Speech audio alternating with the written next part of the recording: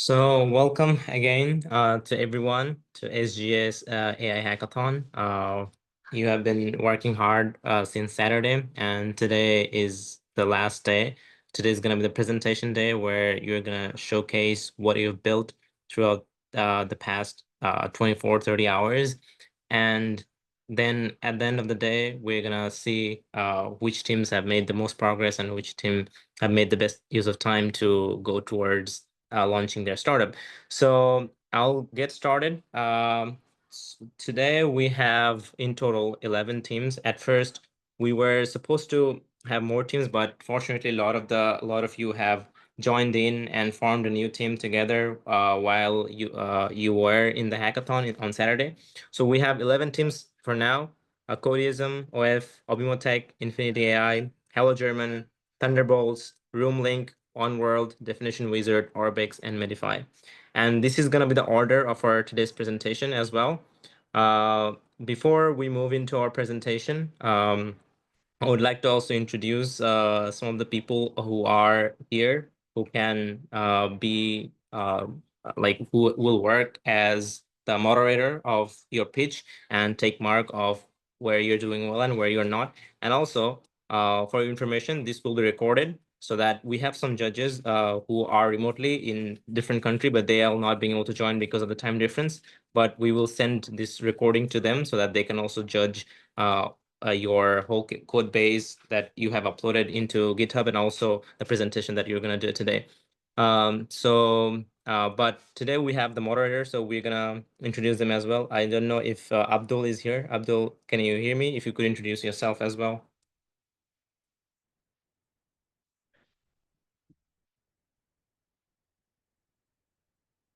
Do it. Yeah. Abdul, can you hear me?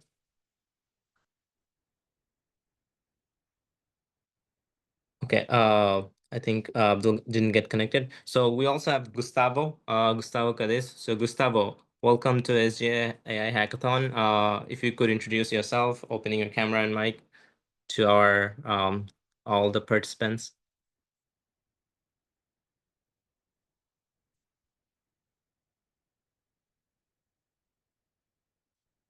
Okay. Hello. Yeah, we can hear you.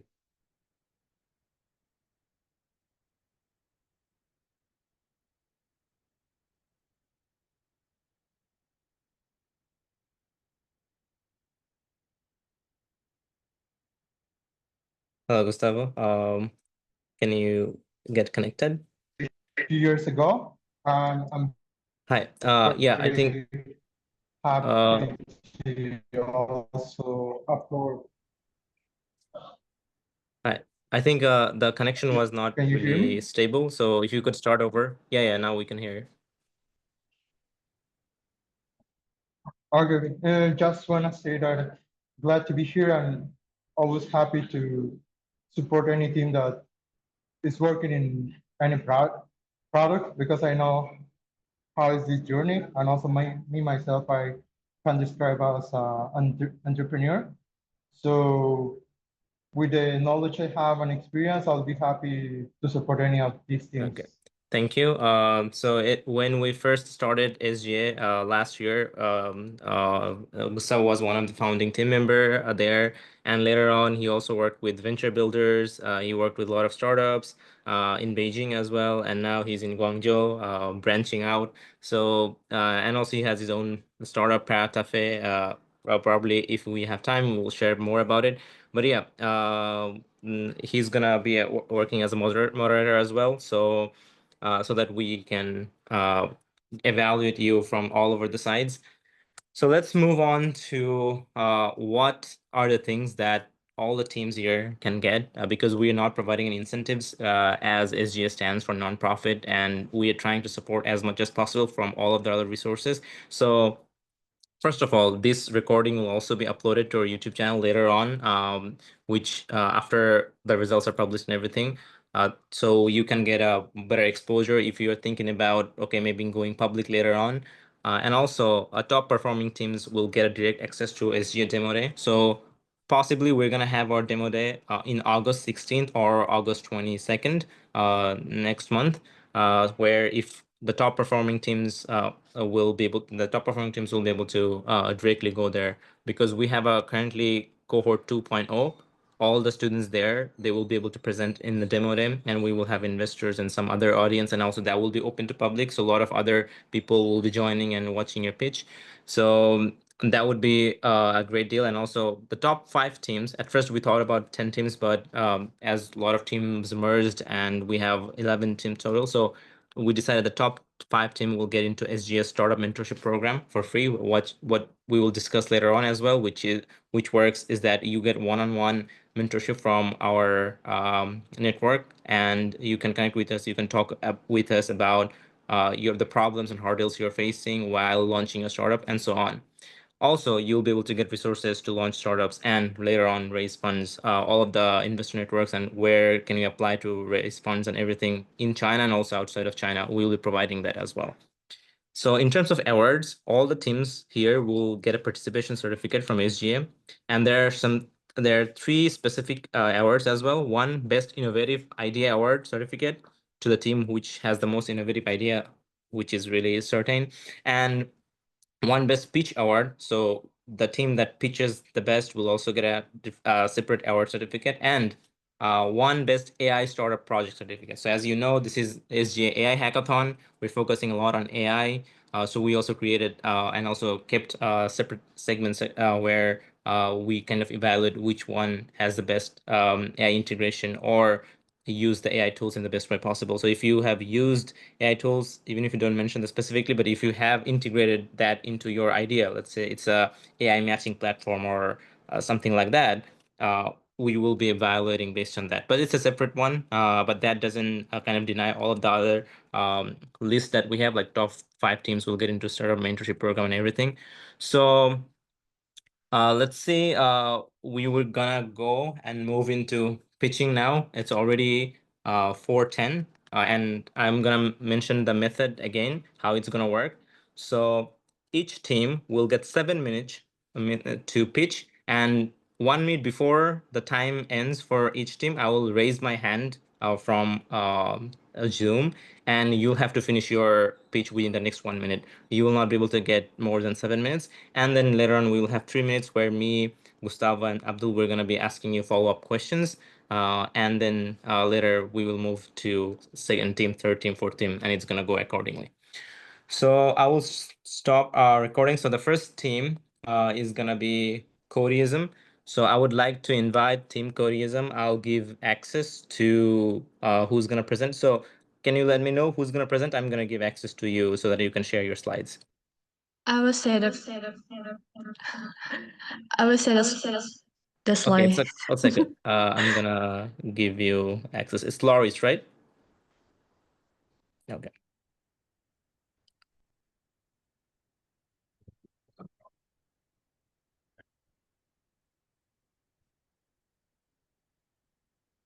Yeah, I think you can now start presenting.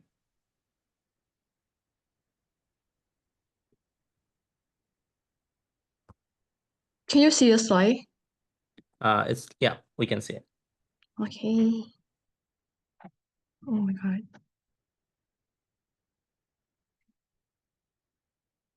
So, hi Okay. everyone. We Yeah. can start now.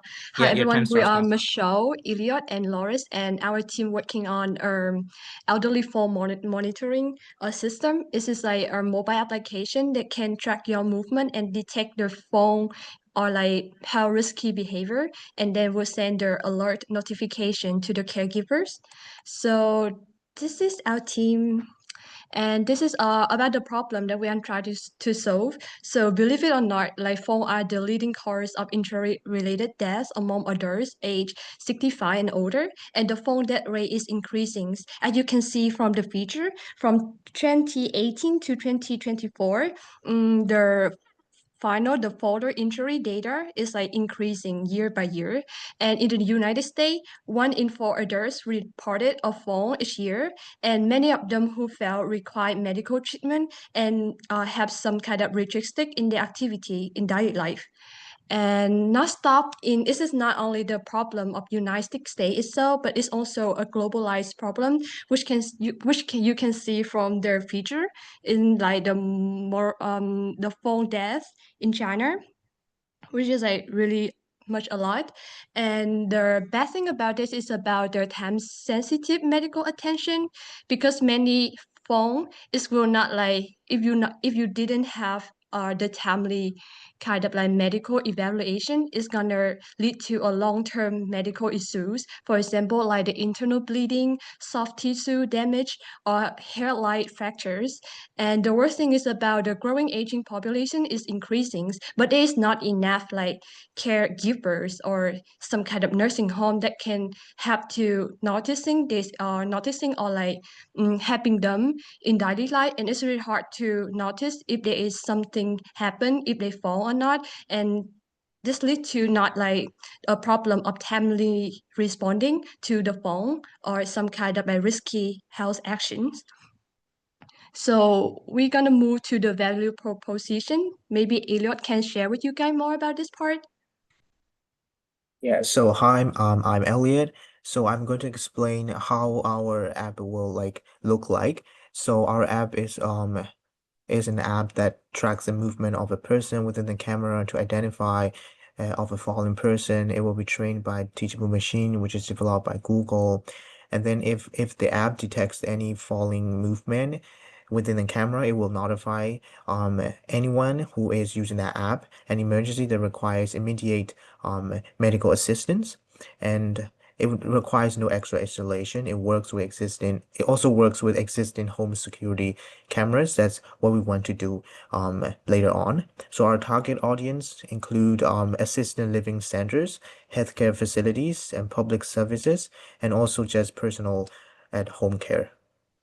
Now I am going to explain about the development plan of our app, which is pretty simple. So for data collection and model training, we just use teachable machine from Google, and then we collect the sample poses. We put on three classes for detection, which are standing, sitting, and falling. So because of time limitation, we only could gather 150 samples for each class, standing, sitting, and falling. And then we train a model, and then we export it as web model, and then we implemented this .json and .binary files into our web app creation. So for web app creation, we just use Visual Studio Copilot to code. We receive assistance from the Copilot to create a whole interface using HTML and JavaScript only.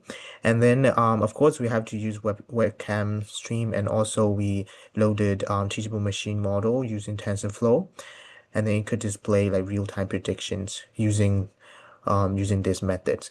And for deployment, we simply just hosted this static website on GitHub pages for our demo, and then so yeah, it works very well in browser with no backend. Yeah. Now I want to share you with the demo of our app. So in this app, we'll detect if a man is falling. If a man is like detected falling, then um it will make an alert sound. So Loris, can you like open like the sound because I cannot hear the alert. Um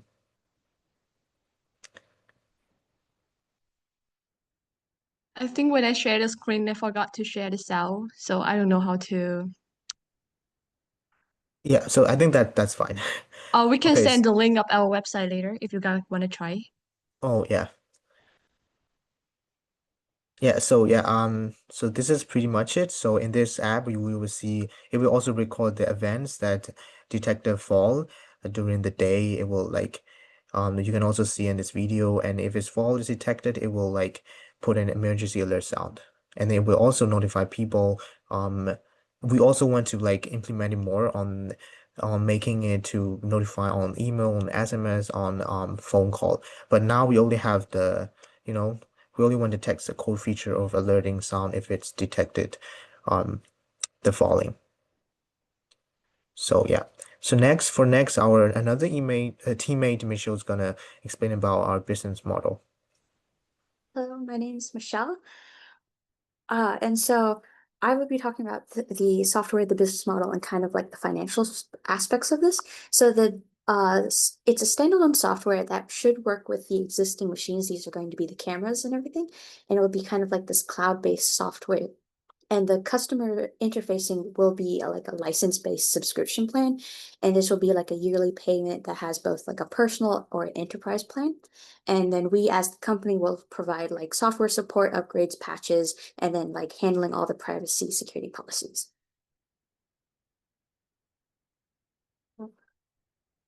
And so we mentioned the target customers before. This is going to have a couple of like the business to customer, which is the personal security systems, and as well as like business to business. This will be all like the home security monitorings, the healthcare facilities, the assisted living centers, and then the state and government like CCTV services, because we want to work with a lot of people. And so the personal customers, they will have a direct sales website, kind of like their own account portal, as well as the enterprise will have their own marketing websites, like a sales team and enterprise solutions. And so we're not the only people to think of this idea. We've had a couple of other companies, well, like that RFT, ADT, and Life Alert, but they had some weaknesses that required extra installations or a physical button that has to be pressed, which isn't very ideal if the person falls unconscious. And so we're thinking about within like a 3-year plan, most of our revenue would come from these personal subscriptions, and then we'd slowly reach out to more and more people, starting with a small local business, and then later to like a local small hospital, and then maybe some more local small hospitals.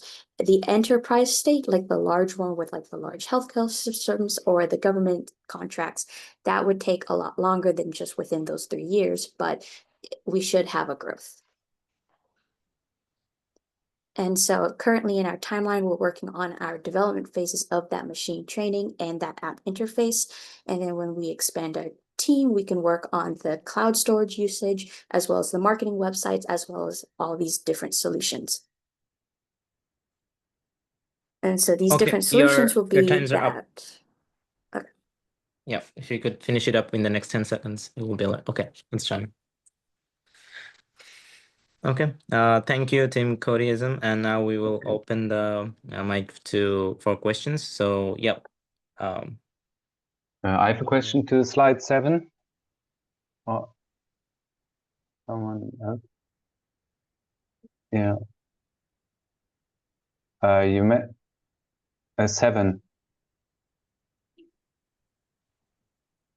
Like, yeah, one.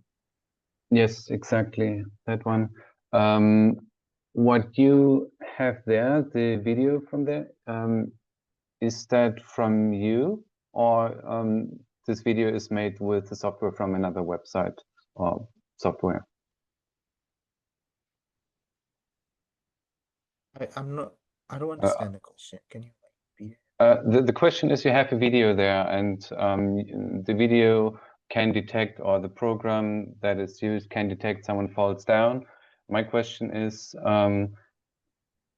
how did you detect this? Is this the detection from you, or you use another software to detect this? Or maybe I asked the wrong question. We use the model that we created by using Teachable Machine from Google, and that model, we put that model with this web app, and then we connect them, and then we connect with our webcam, and the webcam detects our body movements, our body poses, and then these body poses are like detected by the AI model, and it classifies if it's falling or not, and then if it's falling, then it alerts the sound. Okay, yeah, that's cool. Okay, just a reminder, so for the Q&A part, only me, Gustavo, and Abdul, we're going to be asking questions to the audiences because we don't have enough time to take all of our questions. So it's all right. So yeah, Abdul or Gustavo, do you guys have any questions to Team Codeism? Yes, I have question. Can you hear me? Yeah. So the first of all, your idea is genuine, kind of very good. So you guys are building a fatigue detection system, kind of a fatigue detection system, but your technology that you guys are building doesn't seem like very mature because you are building application. So either you guys are building just application. If you build a AI model like a AI fatigue detection system through computer vision and integrate through the AI cameras like IoT cameras and monitor all those things in your application, I think that would be fine. And that would be the ultimate solution. Then after onward, you can sell similar kind of a solution to the multiple industries. Just customize it and sell it.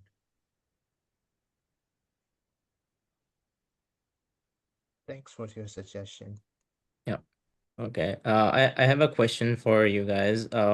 So in terms of like go-to-market plan, and as you mentioned, it's you just have a model for now that you created with Google. So when you first launch, are you gonna launch it as an app or are you gonna launch as an web app? And how are you gonna go to market and get the initial users and how you're gonna get the initial users?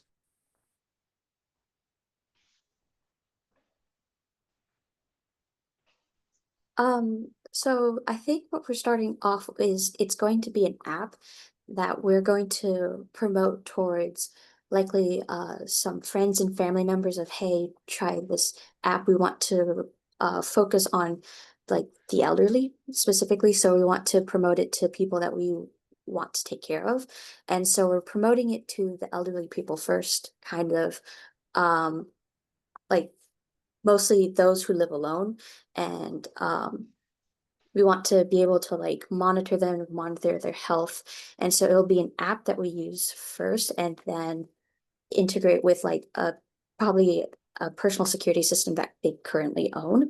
And then from there, with the marketing website, we start to promote maybe through like social media platforms to try to get more people involved, maybe send some pamphlets or with these home security monitoring like companies like ADT, whenever or like when people buy security cameras, it can be included as like a software package deal of you get this free subscription trial of something something to watch, and then it kind of promotes people to go, oh, I actually liked what this is doing, let me continue this subscription, or let me reach out to more people that I think this could benefit. And so it kind of spreads beyond like that. Okay. I don't know, Gustavo, have any questions, but I will ask one more question. So, why do you think no other biomedical companies have developed this kind of sensors? What is the bottleneck here, and how can you guys are the right team to solve this problem? Um, I would say with the motion detection, but also it's the act of privacy, especially when it comes to alerting the emergency services. So the other companies, yes, it can find these motion detections, but it doesn't give a full picture of what exactly happened. So someone could fall, but we don't know, did they hit something? Did they just fall to the ground? Did something happen beforehand? So the software with the cloud system that we would implement later big it would store that data only for that user. So that way, when the emergency services are called, they can get proper and timely care.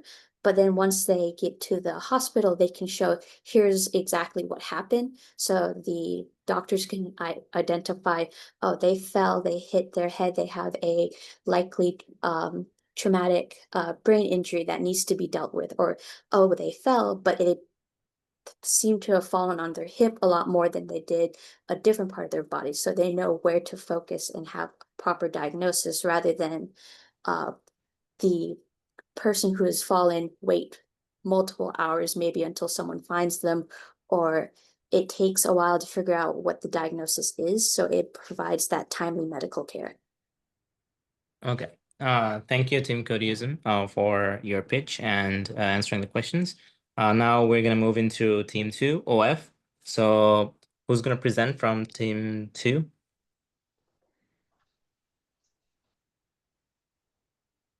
Is it Tim? Yes. Yeah. Just okay. So give yeah, me.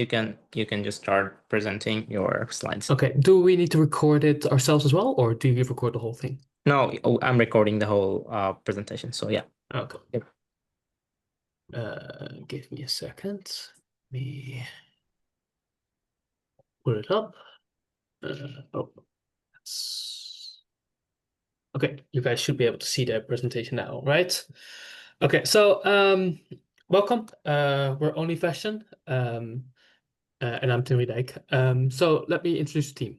Let me see, where can I? Okay, yes. So we're Team Only Fashion. I'm Tim Wiedijk. I'm a backend developer. Just graduated from Beijing Institute of Technology. We also have Ben, who's a front-end developer from Beijing Institute of Technology, and we have Lisa. Lisa is our project manager and graduated from Beihang. Okay, so what we're trying to do, everyone has probably gone through it, especially at this time of year where the weather is rapidly changing. We all have to buy new clothes. So what we're trying to, many people are probably facing the same issue as our front-end developer had. When you go into a store, or if you go into a fashion app, it's very difficult to kind of picture the clothes on you or picture the clothes with the clothes that you already own. So what we're trying to do is make this process easier. We're trying to help you find not only your style, but also the style that will work with other clothes that you have. So our solution is Only Fashion. Only Fashion is an app that we've created during this hackathon that will allow any user to upload their outfit. Of course, that's not something new. You can upload your outfit on Instagram. What our app does differently is every post has to be accompanied by items. This means that if I would share a picture of myself right now, I would have to also share where I got this short form with a link and just price and that kind of stuff. So if, no matter what you see on the app, you will have a way to identify what the item is, and you'll have a way to purchase the clothing. This not only allows you to find new styles, but it also will help you find full outfits. In most apps, like for example, if you go on the Zara app, you might find one piece that you really like, and then you look at the model and they wear something else, and you're like, oh, that also looks pretty nice, but then you can't find what pants they're wearing. So with our app, this is all old news. So here's just a quick overview of what we can do. We allow you to look for and buy outfits. We allow posters or people who have a good fashion style to post and share their outfits, and of course also brands to promote their fashion. So let me quickly share a video of the app working. So this is the home feed where you can scroll through items. If you click on item here, you can see these individual bubbles. And when you click on one of the bubbles, you can see the code. For example, here we click on the code and you can add it to cart. Of course, you can also just click at the bottom right to add the whole outfit to your cart. Not only that, the items will also be shown in such a way that you can compare not only the sizes that the model is wearing, but also your sizes. So the app will recommend what size of clothing you should buy compared to what the model is wearing. Besides that, this also is a full social platform. This means that you can create a post. Anyone can create a post. You have your profile, and you can of course here there's a post creation model page where here we can upload this model's picture. We can add a beanie, and then we of course can add more items. And then we can place the beanie. So here, for example, we want to add beanie over there, and then we just post. Okay, so that's just a quick overview of how we have decided to format the app. Okay, let me see. Do I have control? Yes. So what we're trying to do in terms of market strategy, going to market strategy, We will reach out to popular influencers on other social media to share their pictures on our platform as well. We will also reach out to smaller businesses on, for example, Taobao, where they can promote not only their clothes, but maybe expand the network as well. And we'll also hopefully gain some organic users by promoting by doing advertisement. Next, our business model. We will try to also give incentive to the users themselves, not only the fact that a user can find and easily compile outfits themselves. This app will also reward people for posting. So if you reach out to a brand and if you already have a deal with a brand, we will not take any money from, for example, affiliate links. The users are welcome to put any affiliate link they want and earn money that way. We will earn money by working directly with brands or in-app advertisements. That's the bulk of the presentation. So lastly, I want to quickly thank Trevor. Great hackathon as always. And thanks for moderating, Abdul and Karas. Hi. Thank you. Thank you, Tim, for presenting. So now we're gonna open the stage for questions. So Abdul and Gustavo, if you guys have any questions, go on at first.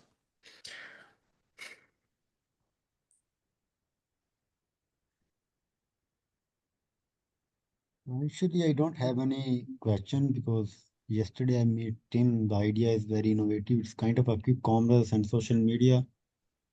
So it's very new in the market and industry. Good to Okay. go. Yeah. Okay. Then I'll probably ask some questions. So, in terms of like your business model, I'm not quite clear of like how you're gonna try to earn revenue because you mentioned about advertising. If you could go back to that slide, that would make it more clear. So yeah.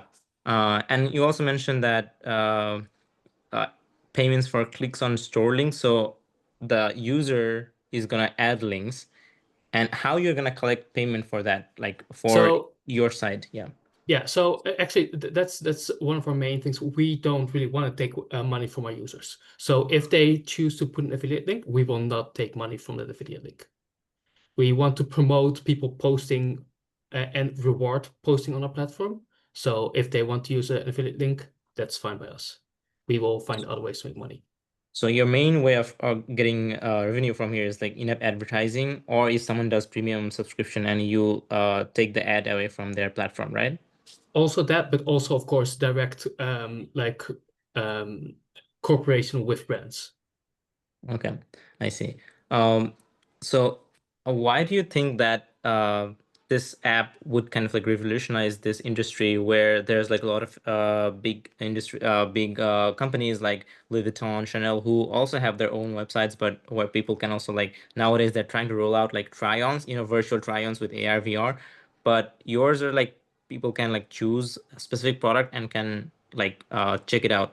So how you're gonna go to the market with competing with these big brands, especially in the fashion industry, which is really saturated. What is your go-to-market strategy for that one? Yeah, so we definitely have a couple of like benefits over, for example, a brand like Louis Vuitton. Of course, we have a lot of defense as well. We don't have our own clothes and that kind of stuff, and we don't have the money that they do. But we promote clothing from anywhere. Louis Vuitton has to promote only their clothes. A user is able to create an outfit from a combination of Zara, Louis Vuitton, and link to whatever they want. So we're not stuck on one fashion house or brand. Also, with the like in China, it's a very big thing for like or for example on Taobao, they are trying to implement this type of feature where if you see a model on Taobao, in some of the more modern posts, you can also click on their pants and find the related thing. And we're trying to create this into a more social platform and not only from like directly from the seller. I see. So what's gonna be your initial market? Are you gonna focus on China or outside of China in the international market? If you could talk about that as well. Yeah, sure.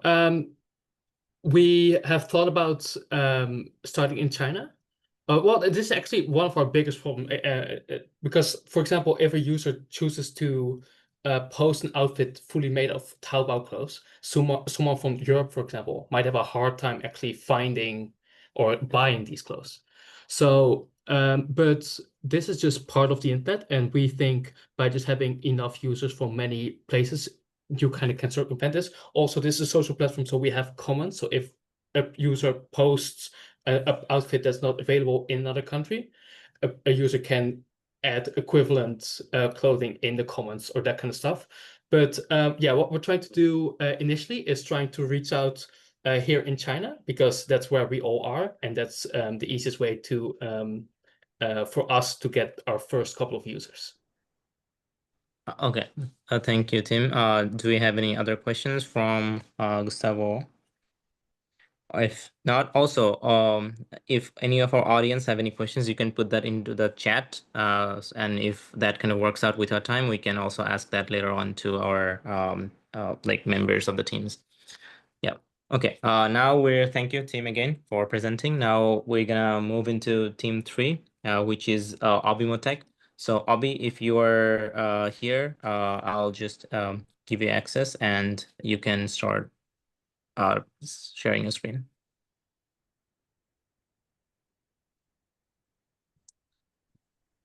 Yes, please. I'm here. Good evening, everyone. So my name is Precious Unwakama, and I'm currently living in Kunshan, where I currently have my tech startup. So my project for today, I should share my screen, right? Yeah, Sorry. I gave you access to share your screen. You can share your screen. All right, please let me know if you can see my screen.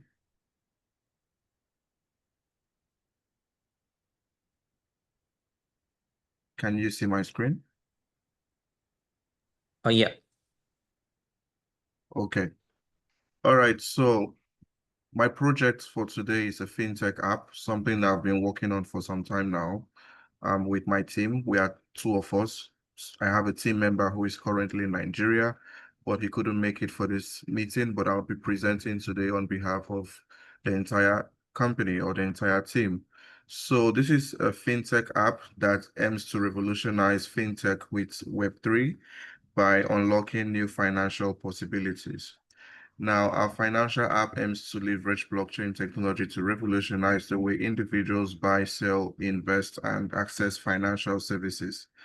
And the main problem here is that the financial system today are slow, centralized, and opaque, limiting users' access to cross-border transactions and ownership of assets. Centralized system creates security vulnerabilities, high transaction fees, and lengthy processing times. So we decided to build a system that allows users to not just save their money by investing in stocks and buying all kinds of cryptocurrencies, but also they are able to use this money to invest into different assets by buying properties still within the same blockchain app. This is a huge market as it continues to grow in the world because we have so many competitors out there. And recently, a lot of people have been investing into, stocks and trading cryptocurrencies and the blockchain and all of those kind of things. And I strongly believe this is a perfect time to get into it. We'll be solving large problems, especially in the continent of Africa, where we do not have a lot of startups that focus on blockchain technology. I mean, fintech is a big thing, but we are looking for people who can, compete globally with the big companies in the world that are doing things like this. Because for some African countries, there are restrictions to using the applications that are already out there in the world. So this is more like creating something that can easily be accessible to everyone by reducing the verification process, the sign-up process for people around the world. Like I said, we have some competitors, and these are some of them here. So without wasting so much time, I'd like to show us a little bit of what this app looks like. So here, this is what the app looks like when you sign up. Where do I put this? Okay. So here, as you can see, this is the I home think we page. can see your screen for that one. Maybe you need to share a different side of the screen. Okay, please hold on. 1 second. Can you see it now? Yeah. All right, so this is what the app looks like. This is the home page. When you're done signing in, it brings you to this page where you can see your current savings, just like this is a modern UI, just like what we have in the market currently. And the difference here is that you can buy and sell different assets, and you can also use your profits from your savings or from your trading to invest into different properties. You can invest into properties directly from this platform, and other stocks. You can also invest into cars. You can go into raising funds for one thing or the other, organizing events, and creating group and small communities where people donate in order to achieve a certain kind of goal, something like that. The end result is for people who live in countries where they are not able to process these transactions, convert their money into the local currency. They could actually use this platform to still, spend their money without having to go to the bank. So we are trying to create gradually, we'll continue to add more features to it that would allow people to, invest, buy other things like cars and, build communities and all of that. But for now, this is what we've been able to achieve, just to show. You can also apply for loans using these platforms, and you can invest in stocks. We have different kind of stocks. And yeah, the property one I talked about, you can invest in properties directly from the platform. So does anyone have any question? Okay. So is this your pitch complete? Yes. Yes. Okay. So if you could go back to slides, I would also like to ask you a couple of questions from there. Is that what is your target market? Because as you know, that cryptocurrency is banned in China. So what's your target market, and how you're gonna do the customer acquisition? For example, to be able to have Bitcoin and everything in your platform, you need to go through a procedure to get the permission and everything, and also properties. You need to do like a B2B as well, and also B2C. So how you're gonna get those properties listed, and like in terms of you also have a loan, how you're gonna kind of talk with the banks and everything to provide loans through your platform, how that process is going to work? So would look into regulations for each countries, because I believe there are some licensing that needs to be done according to different countries, because different countries have different policies and all of that. So would look into the regulations. We also have, we would also be working with legal consultants to find out what the policies are before, putting our apps in certain countries, just because we want to meet the requirements and all of that. I think there's another question you asked me. Sorry, could you ask that question again? Yeah, how you're gonna do the customer acquisition, how you're gonna convince these banks or property managers to list their properties here, because your side, as I can understand from your pitch, it has two sides. One is B2B, one is B2C. So one, in terms of B2B, you'll have to go to those people who have their properties to list it to your platform, or do you have any other procedure to list them here? And do you have to go through any verification to be able to do that here? And also, if you're including Bitcoin, Ethereum, all of those coins, you need any specific certifications for that or not? Would have third-party partnerships with other platforms. Would work with different platforms to list their properties or services or, products in our platforms. And that's how we intend to get more people to work with us. And also convincing people to use our platform is like offering them a better service, maybe a discount on the services that will be provided directly on the platform. And our main targets are people who do not have access to these platforms that are already in the market because there are lots of restrictions for different countries.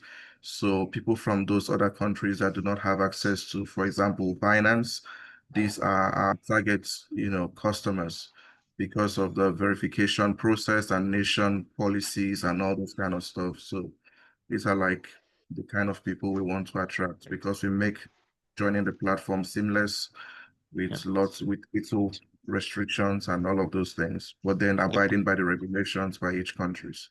Okay, last question from my side. You mentioned that there are a lot of regulations. So why can't these big companies like Binance, Coinbase can get through those regulations, and why your team is gonna be the right team to convince the government to like uplift the regulations, or what procedure you're gonna follow to not get into those violations? To be honest, we are still working on that. But then again, I strongly believe that some of the reasons why these policies, for example, Binance have been banned from different countries is because they did not follow the policy by nations. So that's why they had to remove it. And when I said we'll be working with legal consultants, is because we want to ensure that for our product to get to any country, we are following the due process. So I strongly believe that following the due process by country would make our product stand out and would not be banned, just like Binance, for example, that refuse to go with policies, and now some countries are already banning it, suing Binance for one thing or the other and all of that. Yeah. Okay, your time's kind of up, but I think more probably you forgot to like share your business model and everything, but unfortunately we're out of time. Okay. Now we're gonna move into team 4, which is Infinity AI. So who's gonna present from Infinity AI? David? Yeah, Okay. yes, it's me. Just Okay. open my Yeah, screen now. sure. You Yes. can share your screen as well. I've given you access.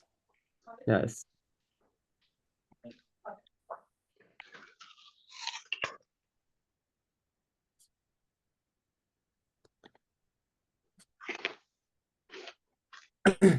We are the team Infinity AI, and our product is called Eat Smart AI, which is an AI nutrition coach, which is able to generate a meal plan to suggest user what to eat and also analyze the components of their meal when they eat by uploading that on the app. Our team, we are two people, me, David Liu, and Saranzeb. We are both graduated students from Tsinghua University. We already both graduated, and we both have a tech background. I studied computer science, while Saran studied control science, also Tsinghua University. So the problem we want to solve is the following.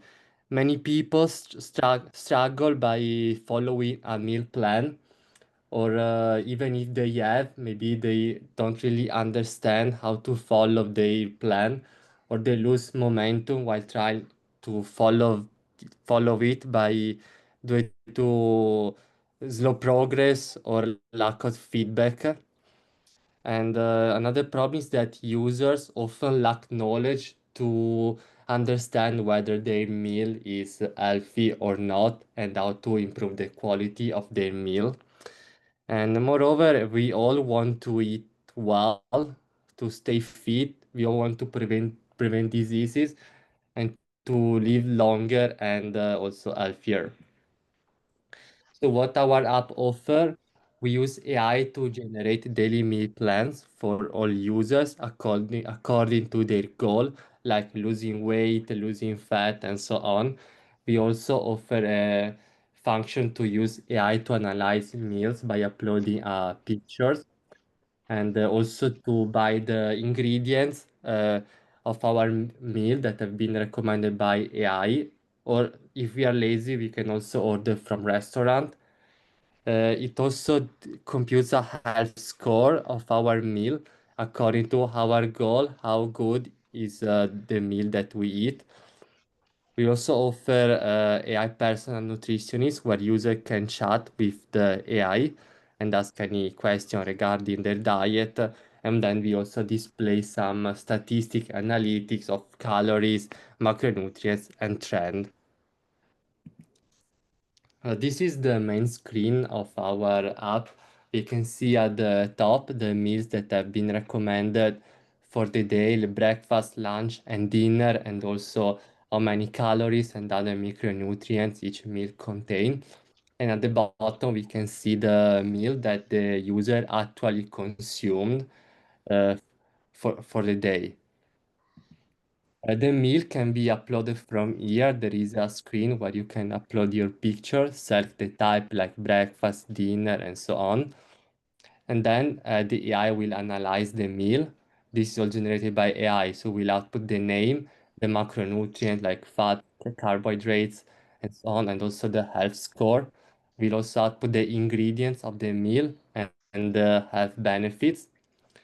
And then in the next screen, we can just by clicking a button, we can buy the ingredient if we want to make this meal, or we can also order from a local restaurant.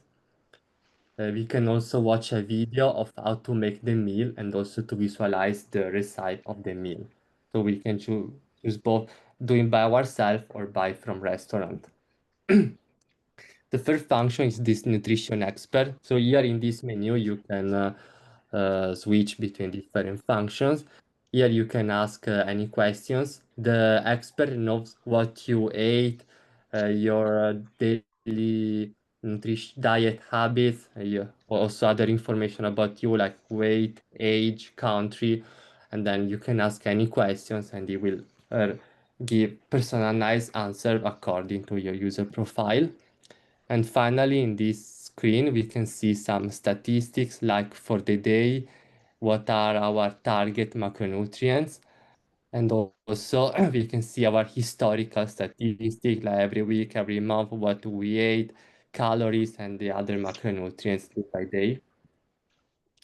So for the business model, we plan to have two tier. The free tier, you can upload a limited amount of meals per day. And you have 1 week of free meal suggestions and also limited number of queries to the nutrition AI expert. Or you can pay like every month to have unlimited meals per day. You can analyze how many meals you want. Also, the AI can recommend every day different meals, and you can chat as much as you want with the nutrition expert. We also plan to have some revenue by having partnership with local stores, since we can suggest local stores to buy ingredients or restaurants to buy the food. Maybe they could pay us a little fee for exposing them to the users. Then regarding our go-to-market plan, we first plan to target young users that they use their phone. They are concerned about their health, like athletes or individuals that overall have an active lifestyle. We also plan to share the app in running communities and fitness communities here in China, which there are actually a lot, and also, of course, on social media. And then we also plan to promote our app to local supermarket or restaurants for our buy-in integration. And we would like ideally to put our app on App Store and Android. For now, our is only available on the web, but of course, is more usable by having it on the phone, since it's easier to take pictures and consult it more often. We also analyze our competitors. Uh, we are the first app that you can buy also the ingredients to prepare the meal that have been recommended. Uh, okay, this is the last slide. Then we are the only one to implement the nutrition chatbot and to use AI to extensively recommend meals to the user. And also we apply the latest research. Actually, our major is both artificial intelligence, so we know these tools. For our app is made entirely mostly by AI using vibe coding, and also for the recommendation we use the latest models available. Thank you for listening, and if you have any question, you can ask me. Yeah. Thank you, David. Thank you for your presentation. I'll first go on with questions, and then Gustav or Abdul, if you guys have questions, you can just raise hand and then you can take the stage. So first of all, David, you mentioned about the competitive analysis of your advantages, but did you do research on like if there are any existing platforms that also provide this kind of like same services or like similar kind of like close services that you guys are trying to provide? Yeah, there are many applications that provide the full analyzer when you upload a picture and they give you some data about the meal that you ate. But there is not much about planning the meal for you, which is the main focus of our app. The AI according to your goals. If the AI will also try to understand your goal by asking some questions to you, generate the meal plan, and then you can even buy in advance by just a click the ingredients you need to prepare the food or order from restaurants. We checked many apps but didn't find this feature in any of them. Okay. So you mentioned about like having an AI expert who can also suggest that one. I really like that feature, but I want to ask what AI models are you using for that in the backend? Like what API are you using? OpenAI's API or Llamas or Clouds? What API are you using, or are you trying to train your own model, something like that? For that, for now, we are using GPT-4, but in the future, we may consider fine-tuning our own model to tailor it even better for nutrition. Okay, I see. One key question about like people ordering the food and also getting the recipe. So you mentioned people who want to watch videos about the recipe or want to get a PDF of the recipe. Are you gonna create that by your own, or you're gonna like link it to a YouTube video or something? And also, if you're like letting the users to order from your platform directly, what's gonna be your like target market? Is it gonna be in China? Because if you're using China, then you'll have to comply with the other and partner with the other delivery services who does that. Or if you're in the US, you'll have to do that with maybe companies like DoorDash or something like that. Or are you trying to create your own delivery service as well? What's your plan for that one? At the beginning, we will use external apps, for example, Meituan if we target the Chinese market, or yes, DoorDash if we target the US market. So basically, with a button, we can open the Meituan application and redirect the user to a shop shop where he can buy those ingredients. The recipe generated by AI and also the video of how to prepare the meal is searched by AI on platform like YouTube or Bilibili for the Chinese market. Okay. That is all from my side. So, Thank you again. Yep. Hello. so you integrate your application with Meituan for the food? Uh, mm, I'm still verifying whether it's possible to do this, but at the beginning we can just open Meituan and just redirect to Meituan, and with a query maybe we can redirect the user to a page where he can buy the ingredients. But this way, how you can make money?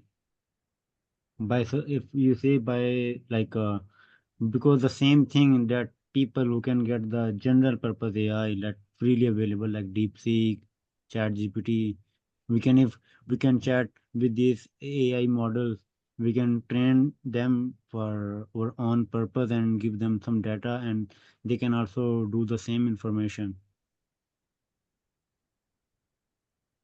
Yeah, you mean how to generate money with the app? We can the shops that we recommend can pay us since we are giving exposure by redirecting the user to the shop uh, to buy the ingredient that they need. Okay. Thank you, David, and thank you, Abdul. We are running out of time. Thank you again for sharing. So now our next team is gonna be Hello German, and I suppose Chris is gonna be presenting, right? Yes, yes. Yes. Okay. Then I'll probably One give second. you access to present. Yeah, you can share your Yes. screen and you can start presenting. And let me know when you're ready. I'm gonna start the timer as well.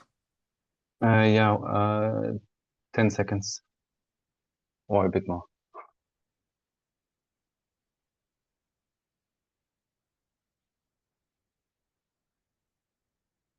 Yeah, okay. You can start. Yep. Oh, I think I need to share first.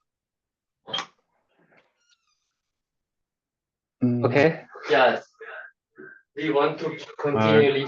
Can you see my screen? Yeah, I can see your screen. David, I think your mic is on. Probably if you could turn it off, that would be better. Yeah, I think you can start, Chris. Okay. Our team, Gul, me, and Ying, we are working on the project Hello German. And I think the name already reveals something. So it's everything about Germany or the German language. And our domain is hellogerman.com. And because of so on, we will launch our brand today. And I think we will launch it today evening in a few hours. There are still a few things to go, but actually this project now, or hackathon, is the reason why we launched today. Otherwise, we would maybe wait 1 or 2 months. Here are our board members. It's me, Gul, and Ying. Gul and me, we both, Gul already graduated from Tsinghua University. I'm still doing my PhD. And Ying is very important for us because her major is German, and China is also a super important area for the market. So she will be the one who will make everything fast for China. Here are some other team members that are also involved in our project. We have different tasks, so everyone has their own tasks. And now I move on. This is just on the top right is a screenshot of our website. If you like, today in the evening or later, you can also visit the website by yourself and see what it can do at the moment. The website is not finished with a lot of features, but there is already a lot. And what we are doing is we are serving the German community. And for this, we will launch products or content on several platforms, the website, social media like Instagram, Facebook, YouTube, and many other platforms. And this is also the reason why we have not launched, because we were doing a lot of preparations in the background. And we also have a brand. It's called Hello German Music. Our music is already live on SoundCloud, so you can listen to our music that we just started 3 weeks ago. And right now, as you can see, there are 9 followers through 10 tracks. And we believe it will grow in the beginning slow, but later will grow faster. Here is a slide that I would like to show where I want to mention why we chose the name Hello German. So just the word Hello German, like these 2 words, is searched 31,000 times per month. So this means as soon as we are on the top of the Google page, this is the potential how much people can see us. So for me or for us, there is not the question. There's not the question, will Hello German be successful? It's more the question, when will it be successful? And also branding, like in our opinion, is the name for us is kind of everything. All the other things will come with time. And our strategy is also that we use multiple platforms, as I mentioned, to gain traffic to the website. And then on the website, we will do some surveys, ask our customers directly what they would love to have, like a questionnaire. And then we provide services what they would like to have. And as we already own the domain Hello German, we can scale it, so we can have subdomains such as ai.hellogerman.com and many other things. And here is something like one slide where we can already see where our audience is from. So our audience, everything that is red, these are people who are already listening to our music that we just launched 3 weeks ago. So I think there is already a lot of traffic in just a very short of time.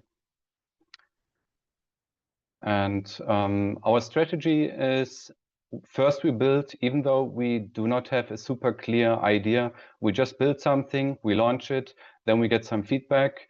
And after we get the feedback, we will try to analyze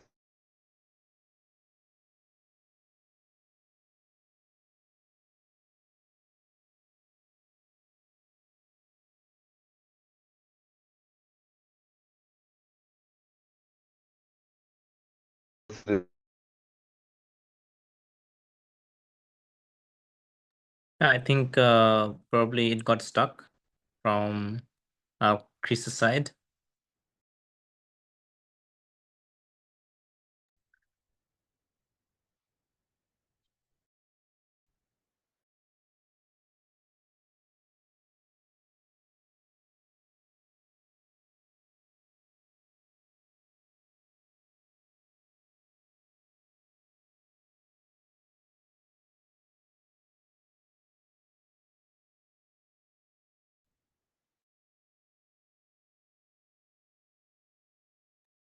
I think you can give us few minutes. There's like some problem with computer.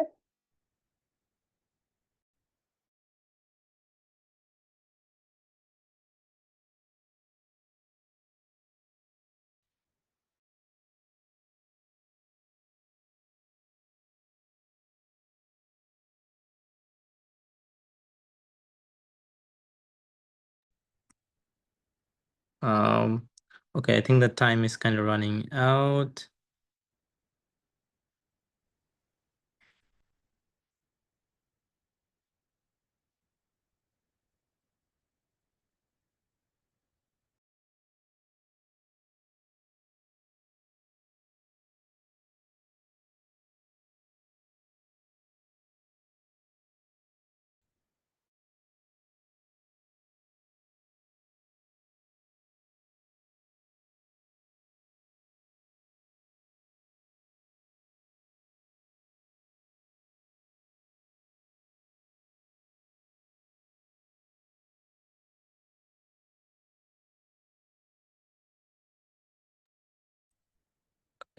Probably we can just start from for the new team, and then maybe later on, and then after that team stops. But yeah, I think Chris is joining. Let's see.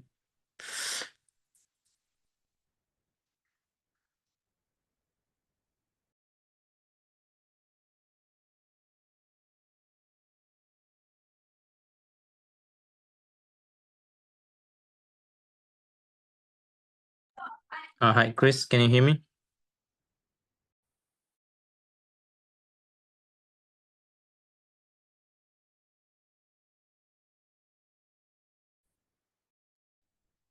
Okay. Probably we can move to our next. Yeah, Chris. Oh, yeah, sorry, was internet. I guess my time is up. No, it's all right. You can just take 2 more minutes to finish it up. Yep. Okay, then I try again. Yep. I don't know where I stopped, but I think somewhere here. Yep. I just did you get this part here? Yes. Let's go to Okay. the next part. Yep. Yeah. So how do we earn money? This is through freemium subscriptions. So people can use all our products for free with limited features, but more features, of course, with full-time payments.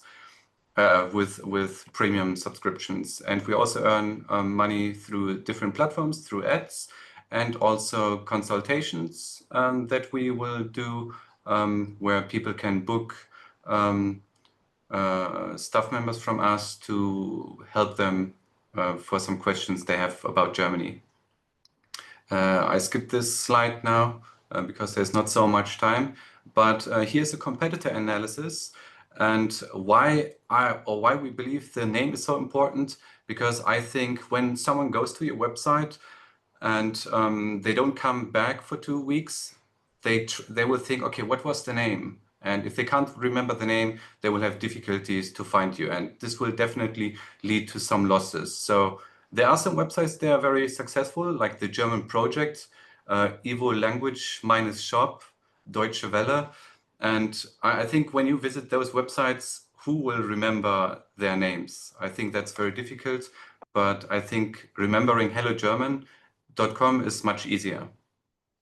And until now, we 100% is self-funded. So there are some costs that we have, like plugins to run all the features. Everything is self-funded, but if we get some funding, then we can scale much faster than now. And yeah, here's just the last slide where we can see SoundCloud is already on page 1 for the keyword Hello German Music.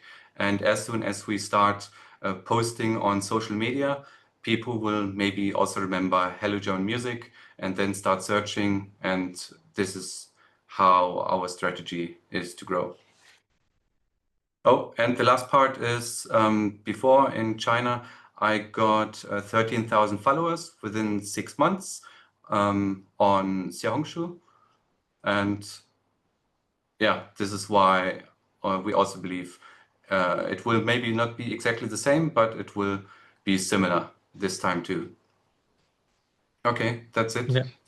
Thank you. Thank you, Chris, for your presentation, even though there were a lot of internet problem. But okay, Yeah, sorry. it's all right. Let's move into some questions. Abdul or Gustav, if you guys have any questions, you can go first.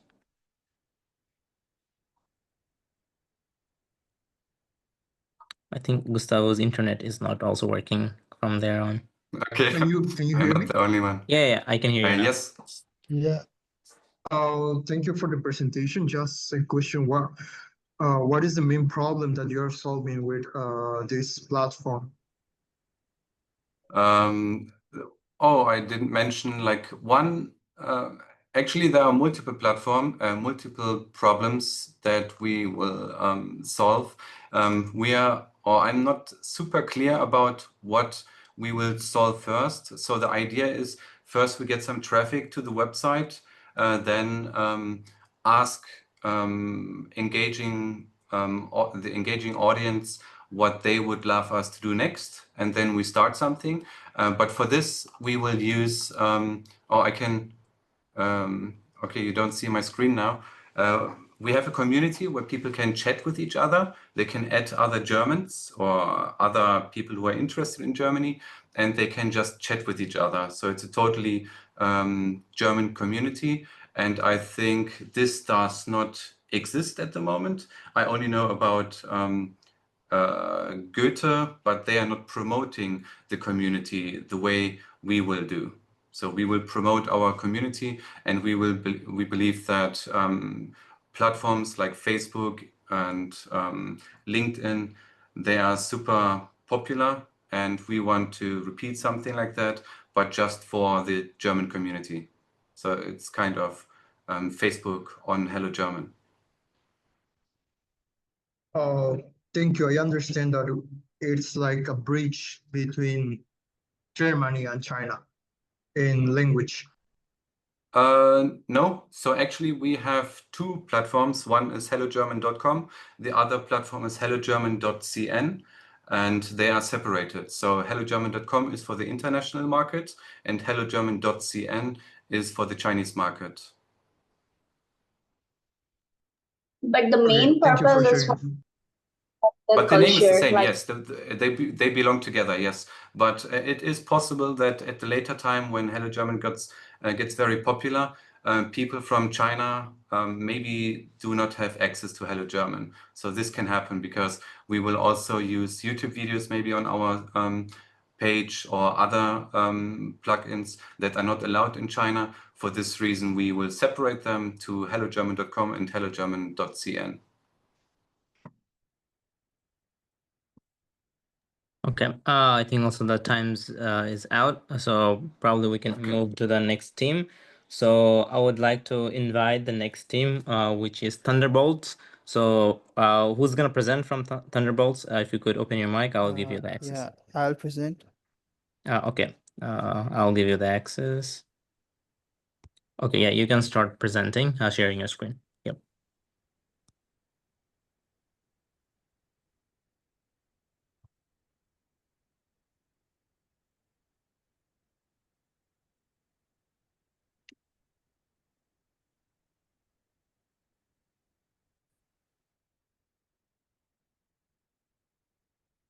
Am I audible? Yeah, you can start now. Your time starts now. Hello, everyone. We're Team Thunderbolts, and this is Barterlink, a smart community-driven platform where people can exchange goods and services without using money. Every day, people have things they no longer need: books, tools, clothes, or skills they could offer, like tutoring or editing. But there's no structured, easy, and trusted way to exchange these directly without money.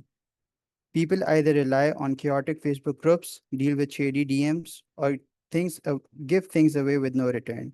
We believe there's a better, smarter way to barter. Barterlink solves this by digitizing bartering in a clean, intuitive platform.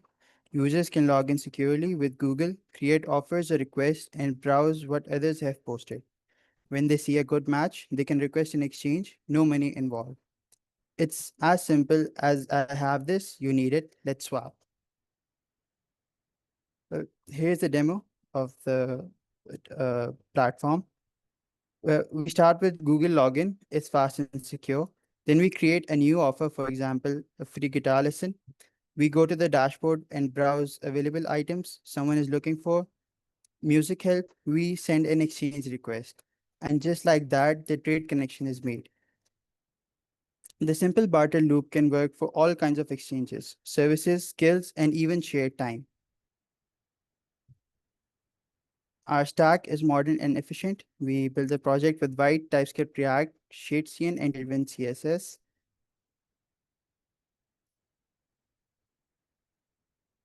We're targeting students, community groups, and skill swappers, people who already exchange things informally.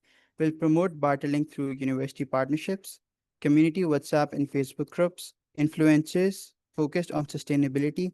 Barterlink's appeal is clear: no cash required, value-driven, and community-based.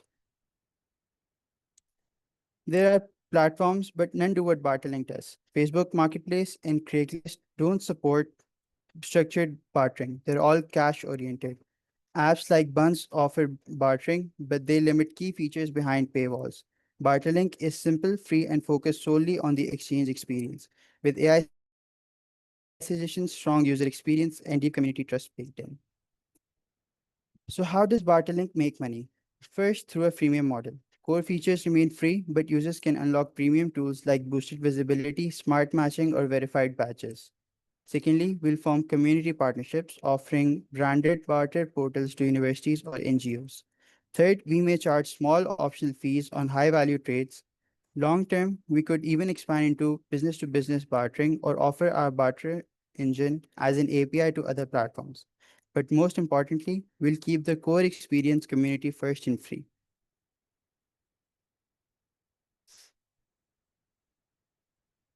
Barterlink isn't just about tech, it's about community. We want to bring back trust-based exchange in a modern way. We help users reduce waste, save money, and build relationships through bartering. We're excited to grow this project beyond the hackathon. Thanks for listening.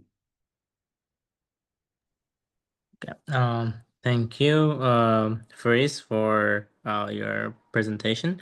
Now we can move into Q&A part. So again, Abdul and Gustavo, if you guys have any questions at the very beginning, you can ask.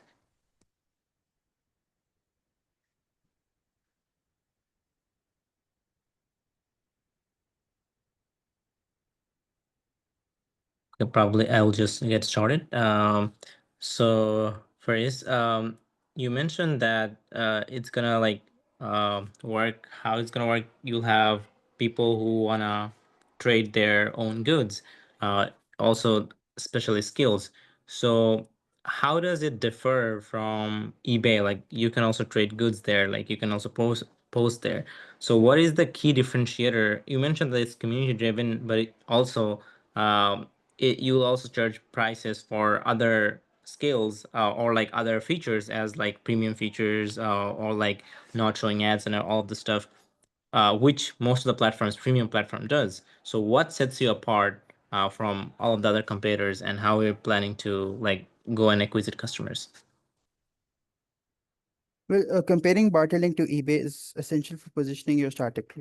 Uh, the key differences is that our model is a barter system, and eBay is more of a e-commerce platform.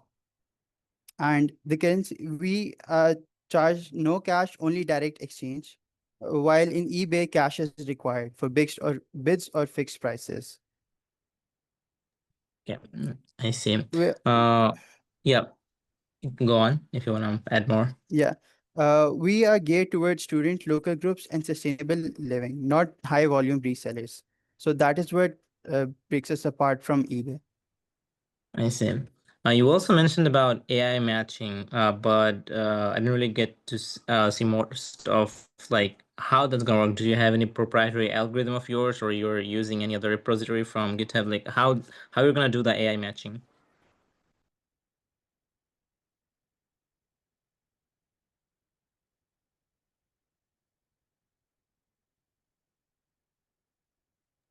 Uh, Instead of manual searching, users will get like smart recommendations. Uh, they will we will suggest high relevant barter opportunities about what they offer, what they want, their profile, behavior, and history. We will collect the user intent, the title, description, the type, either they want to offer or request their skill, and differentiate them with tags and categories. Then we will create embeddings. We will use OpenAI embedding API to convert each post into a vector, a numerical representation of meaning. We will store these vectors in a vector database. And then we will return the matches. Return a list of suggested matches with offer card, match score, or a call to action like send exchange. Okay.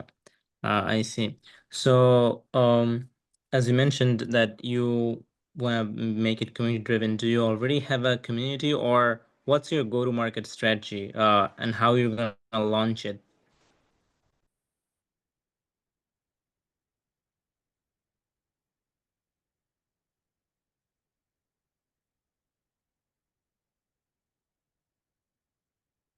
Hello? Yeah, could you hear me? Yeah. Can you repeat the question? Yeah, so as I mentioned that you at first mentioned you were gonna make it a community-driven platform. So do you already have a community known like this, or have you created something like that? Or and Well, how you gonna onboard customers at first, yeah, and how you gonna launch it? we haven't created a community yet, but we will start small, focused on where bartering already happens informally. The students and university communities, budget conscious young adults, freelancers and creators, and people in local Facebook and WhatsApp groups. Our first ideal launch zone would be universities and co-working spaces. Oh, okay. I see. So you didn't really mention a lot about your team. So can you share a little bit about if you're the only one in your team, or what's the background or something like that? Yeah, so I did my bachelor's in cybersecurity and I'm from Pakistan. And my team member, Syed Athar Hussain, he is a master's in accounting and finance. Okay, I see. Thank you for your time. Do we have any more questions? If not, we can move forward.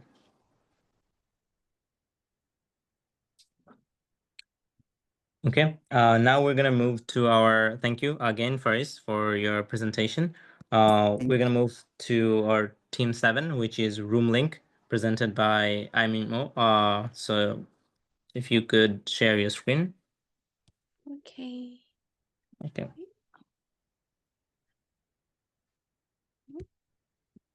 Yeah, I think you can do now. I just gave you the co-host.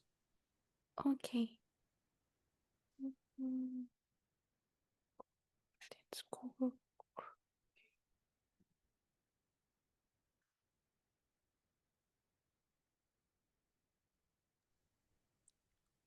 Also, guys, if you could also open your camera while you're presenting, that would be easier for our audience.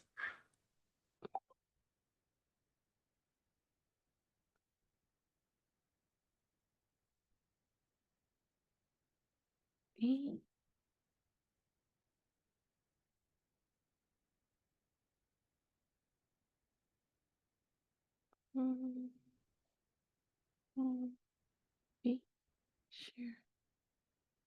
Oh, mm, Yeah, we can see your screen. mm,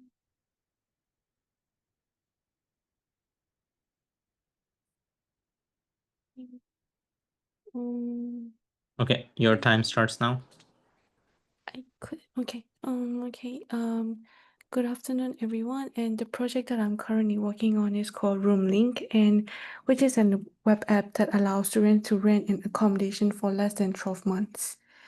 And so I'd like to start with a situation where many of us have faced or will face someday, but I'm currently a victim of it because imagine you're heading to a new country for just a month and it is quite challenging to find a housing option, especially for a short period of time.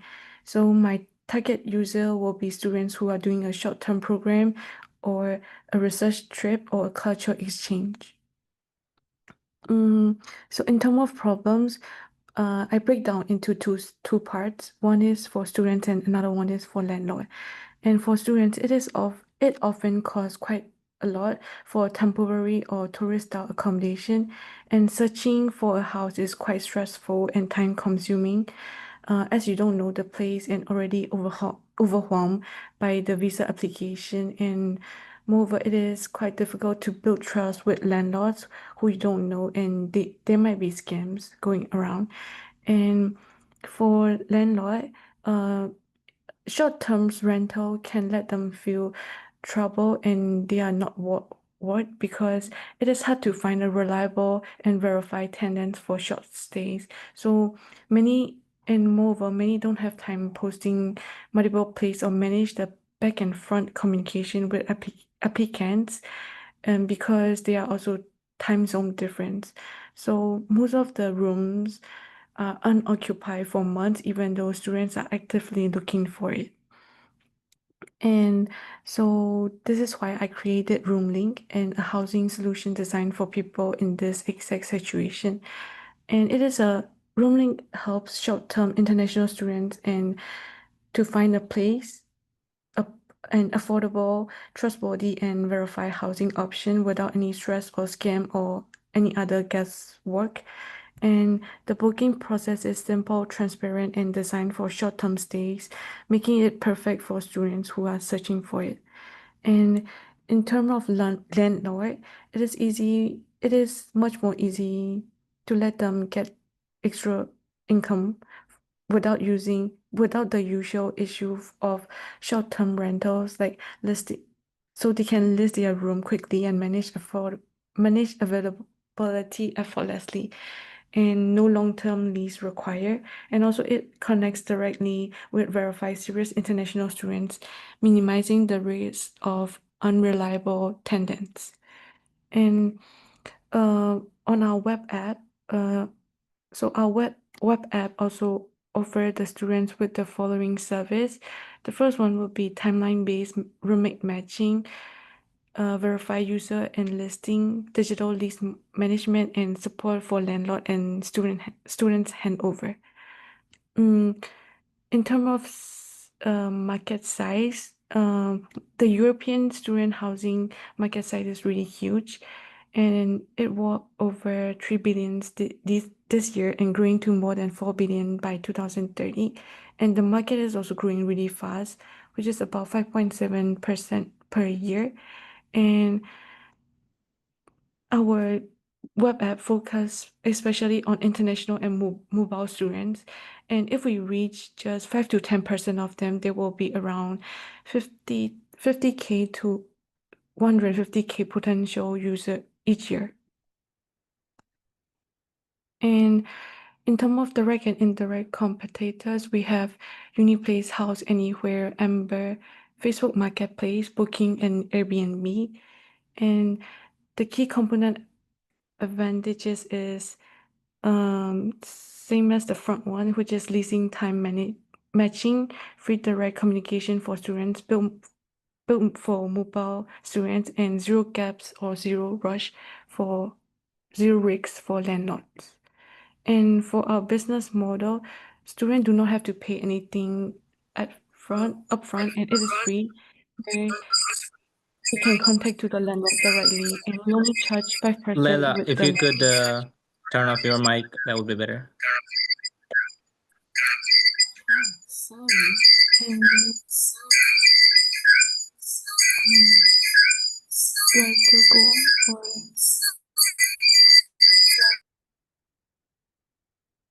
Okay. So I think it is okay. So I think it is a win-win for both students and landlord. And if we get at least 1,000 in our first year, if we get 1,000 leads at an average of 500 average rent, then we'll get around 30,000 revenue back. And for our go-to market plan, I was planning to partner up with the European Student Union, and also target on social media campaigns and campus ambassador and collaboration with university. And if this works smoothly by 6 months, and if there are 200 landlords that trusted us, then there will be 1,000 students who housed it safely, then we will earn around 50K revenue. And the user fund will be 40% on product development, 30 on marketing and sale, 20 on infrastructure and operation, and 10 on expansion and growth. And that's it. Okay. Thank you for your presentation. Now we're gonna move into questions. Again, Gustavo, Abdul, do you guys have any questions? And also, if your audience have any questions, you can put that into the chat box. We're gonna ask that for time. Yeah, Abdul. Kindly explain your business model, like how you're gonna convince the landlord to bring on your platform something, how you can make money. How can I? So first of all, I wouldn't take any cost from students. So maybe just 5% commission from the landlord for the first year. That's my current business model. And to contact landlord, I think it is much better if I could contact someone from the area first, so that he or she can help me contact with their own language, because some of the country they might not know English that well. So maybe Dutch would be, I would find a Dutch students to help me contact with the landlord. I think But that's it. don't you think the companies like Airbnb also available? So why don't Mm. landlord put their listing of their apartment or the house to the Airbnb and get? Okay, so our target customer are the people, are students, and who will move around different countries 6 months at a time. So on Airbnb, it costs quite high for students to pay for about 2 to 3 months. And these mobile students, they move one to another country 6 months at a time. So students wouldn't prefer to book on Airbnb, and landlord wouldn't. I think the commission I that think, the Airbnb take would be really high. yeah, And for got us, your we only idea. take 5%. Okay. Thank you. I have a question for you. So you mentioned that your initial target customer is the students who are like traveling around for a semester.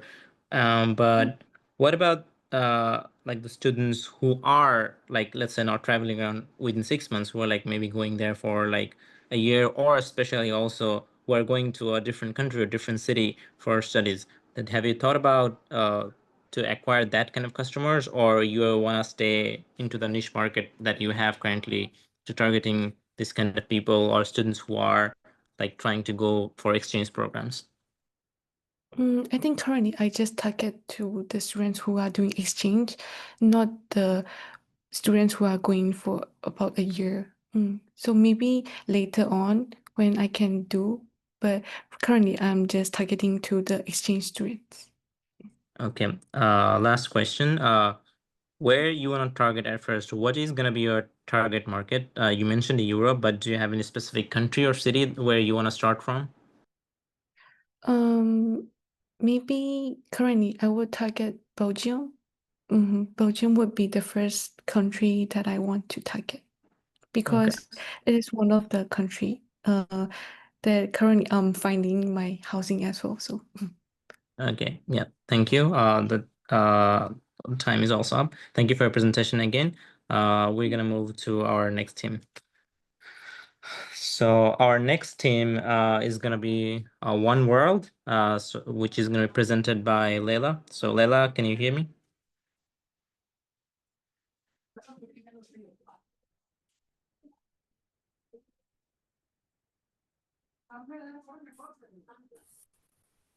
Can hear you. Yeah, I made you. I give you the access. Now you can share your slides and present. Okay, I forgot how to do this. Access. Yeah, oh my just God, where do I go? Just click share screen and then you can just start sharing.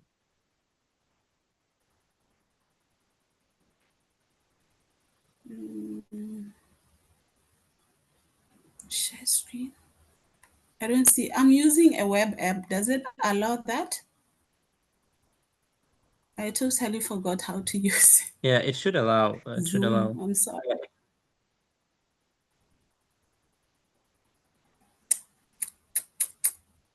I can't find it. Okay, Yeah. let me send you a screenshot of where you can do it.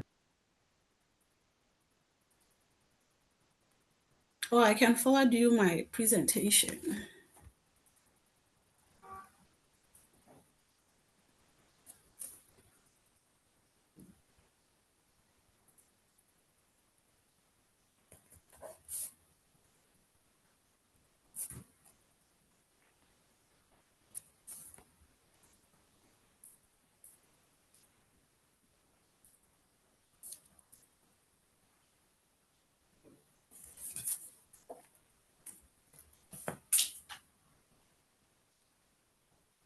Yeah, I sent you a picture. Did you see it? Yeah, I saw it, but then this is what my browser just shows. It doesn't have a share option. Yeah, it doesn't have a share option. Okay, then probably we can move to the next participant, and then you can send me your slides, and I can share that, and you can present. Okay, let me see. Okay, now. yeah. So let's move to the next team, which is a definition wizard, presented by Sam. So Sam, if you're here, you can go ahead and share right now.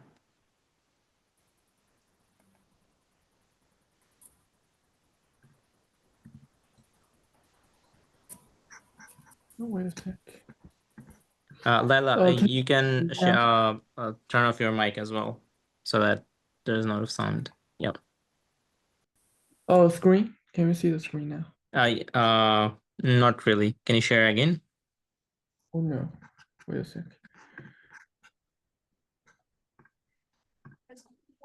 Yeah, we can see it now. My app's name is called Definition Wizard, and the app is for international students to memorize the vocabulary. And so first I will introduce our learning workflow. So the first step is to learn the vocabulary, and we have 3 stages, which is definition, multiple choice, fill in the blank, know and don't know questions. And within the 3 questions, we make sure that the students fully memorize the vocabulary and understand them. And the second step is review at intervals. So we used an improved SM2 algorithms to schedule the reviews based on the memory strengths. And this cycle repeats and repeats until the students fully memorize the vocabulary. And the third step is progress tracking, which we provide visualized data and AI-generated weakness reports for students to review before exams and quizzes. So that's the 3 steps of students learning and memorizing vocabulary. And our core advantages, first is the 99% of syllabus alignment, which we make sure that all the vocabularies is extracted from the syllabus, and those vocabularies that students memorize will be definitely appear on the test. And also we have high frequency and easily confused tags, so we make sure that students pay much more attention than other vocabularies. And we have the smart memory curve review and AI assistant for concept breakdown, but it's still building process. In the market, we have approximately 6.9 million of international students and 9 to 10 million of sessions annually. And we have done interviews and surveys, and we find out that the vocabulary memorized is a key challenge for a lot of international students. And our roadmap, we plan to launch our MVP this month and scaling up for the next few months. And also, we've got our globalization for the next global expansion. So our revenue comes from first is VIP subscription, and also we provide premium Word or paper packs for students that want to dive deeper, and also B2B school licensing, ads and ads, advertising, and AI or API or SDK licensing. And this is a QR code for our app, or you can also access it via the link below. So this is my presentation, and thank you very much. Okay, thank you, Sam, for your presentation. Gustavo or Abdul, do we have any questions at first?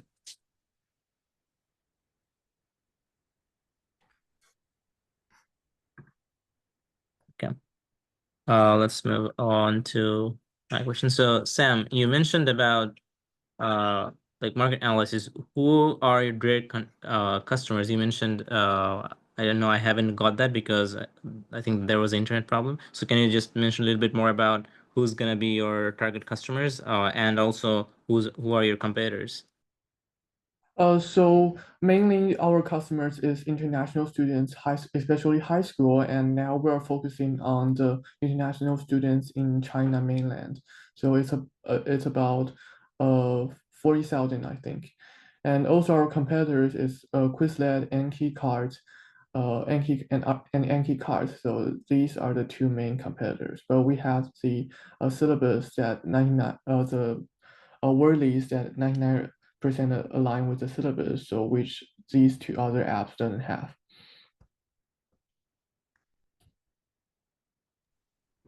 Okay, I see. So in terms of like giving solution, are you only focusing on providing them with the vocabulary service, or you also have other complementary things that are features that the user can use? Yeah, of course. So, me and my team are currently working on a system called Cloud Edge authenticating system. So we have a question search, notes, and vocabulary memorizing and finding volunteers or works. I mean, intern works. So that's a really large system. So we are working on now, and this is a part of the app. I'm not sure if I can see your app, if it's only my screen or not, but it's not really moving from my side. Yeah, it's moving now, I think. Okay. So last question from me. Do you have a team, and also when are you planning to go and launch, or it's already launched for acquisition customer? And if you have already launched, if have you got any customers yet? We have a B2B, so to business, we have a educational institution for the app, and for also the class schedule system. We are building those systems for it.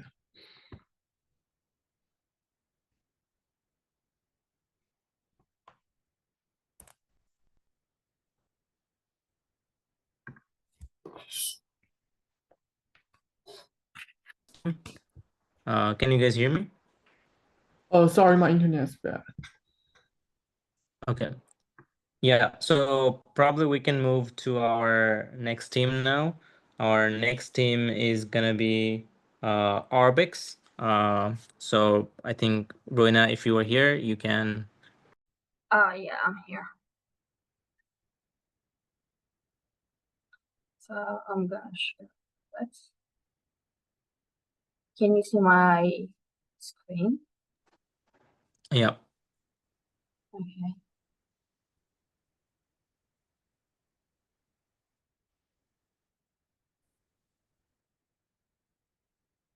Can you see my screen?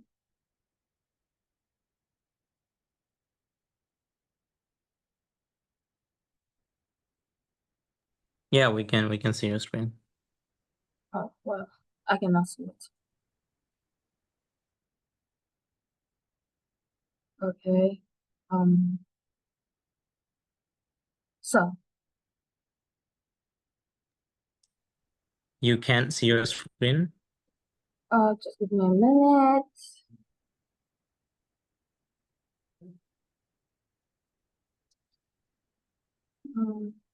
Yeah, No? you can get started. I'll start the timer. Okay. Alright. So, hello everyone. This is Lynn right now. You can call me Zainab. Thank you for today. Today I'm going to present about Orbis. What's Orbis?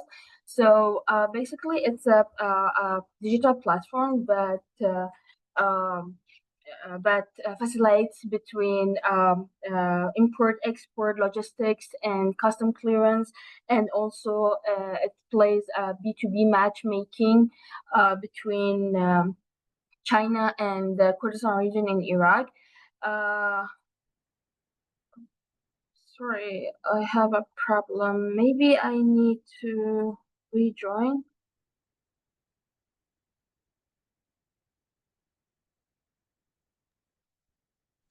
Are you not being able to control your screen? Okay. It's okay. I'm sorry. I guess I will stop sharing and reshare it.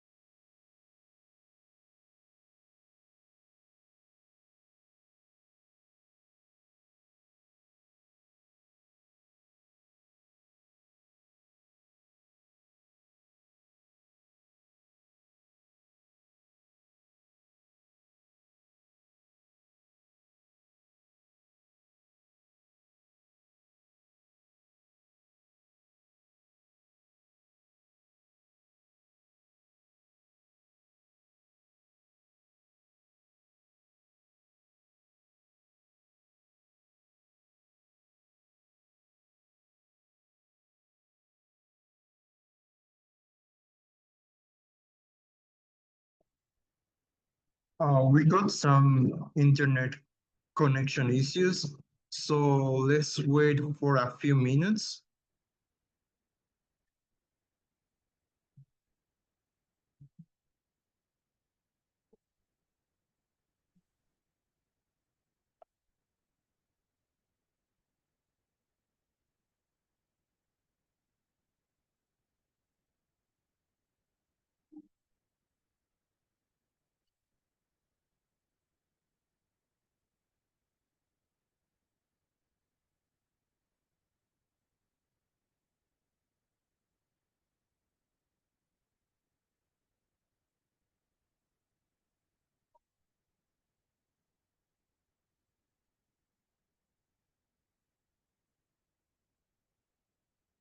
Does anyone see me?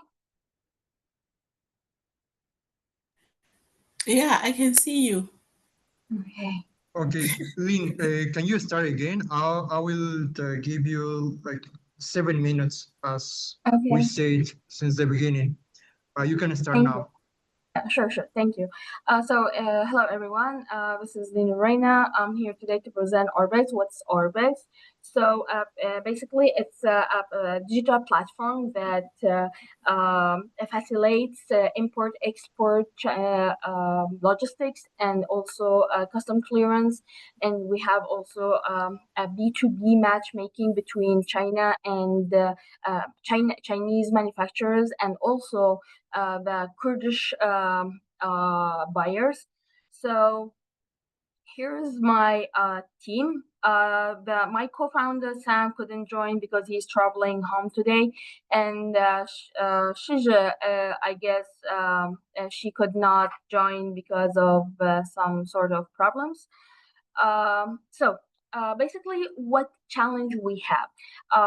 Basically, we have problems with the access to the market, Chinese market, or it's about trust building, and also like lack of transparent and bilingual platforms, and also there is. A lot of time wasting about navigating about some like regulatory environments or logistic barriers and trust issues in cross of border trade.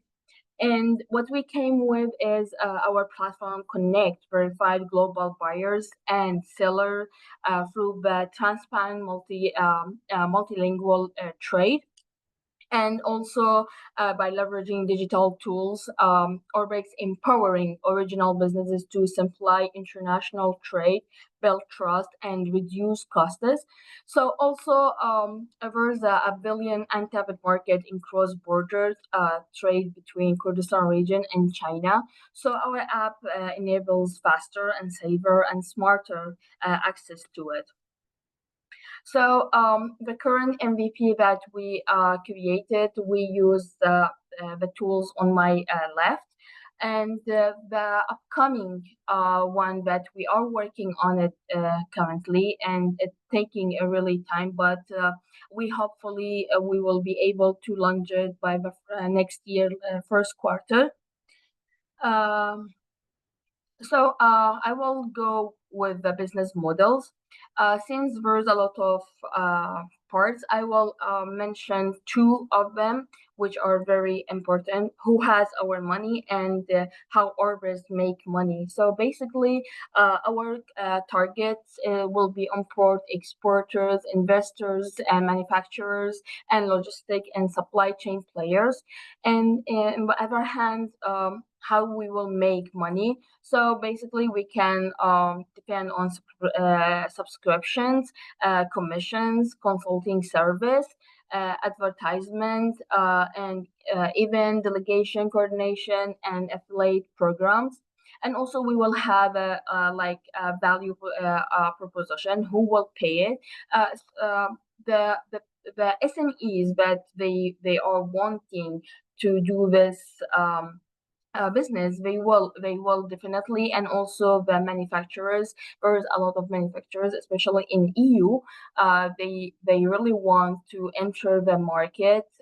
So this is a good opportunity for both of sides. So here I will go with the GTM.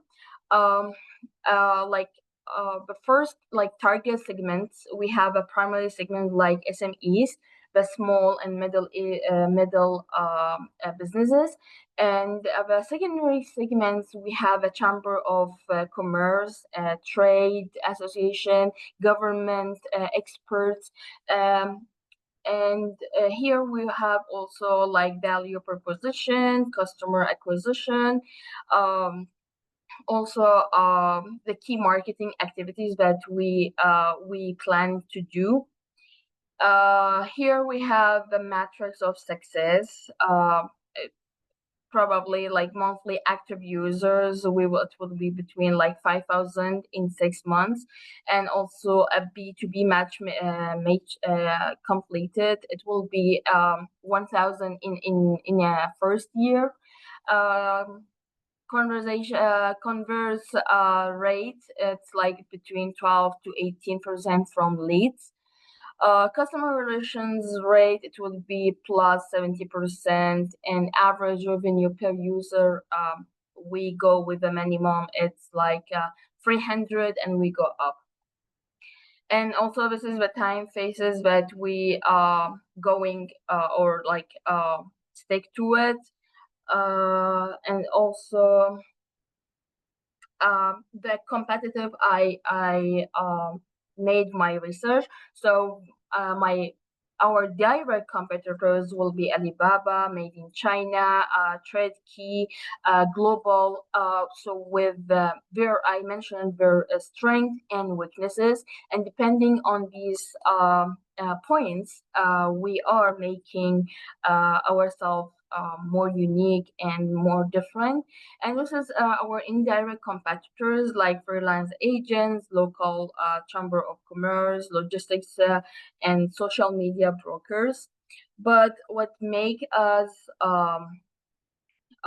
better, it's like the first one always gonna have a deep China Kurdistan MENA knowledge, and also we have a bilingual, so we're gonna use at least 3 of the languages mentioned here: Kurdish, Chinese, and English. And also consulting compound, it will be a personalized market entity and source advices. And go on. I cannot go through all of this because of the time. So here we have a market positioning map. Like here, based on personalization and regional relevance, and also the Orbix key difference, why we would win. As I mentioned, personalized consulting and localized Kurdish, Chinese, English multilingual platform. And also when you visit our MVP that we created, we put the basics only Time's to up. show, to Time's give. up. Thank you. Okay. You can finish with 10 seconds if you want to say something else. Oh, okay. Well, this is my financial of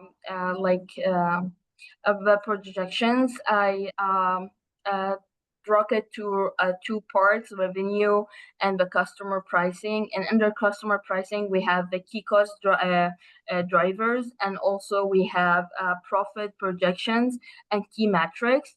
And Okay, last thank thing you. that We we will start have. with questions. Okay, sure. Because it's time already happened. You mentioned you have some stakeholders.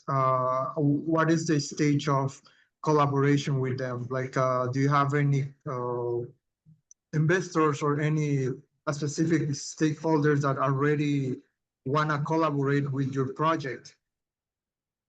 Well, until now, we just like on talking. We didn't start a serious talk with them, but there is a lot of stakeholders. Currently, they are in EU, and also here the Chamber of Commerce that related to Chinese consulate here. They showed their like they are ready to put like some investing in it, but we still didn't start it. But soon after we develop at least like 50% of the web app that we have, then we're gonna start for more serious talk with them. Because when we are talking with them, they would ask for showing them or like try to see the products that we have. So that's why we are on hold. Got it. So how will be your pilot project, like in order to test whether or not this can produce Sorry. money. So can you come again? Yeah, my question is, how are you gonna test your product, your service that you wanna offer? Like, what would be your pilot project? Well, how I'm going to test it. First of all, I will ask some people from both sides, Kurdish and Chinese, to start checking and testing the product, and then we can see, or even between us, we can do it.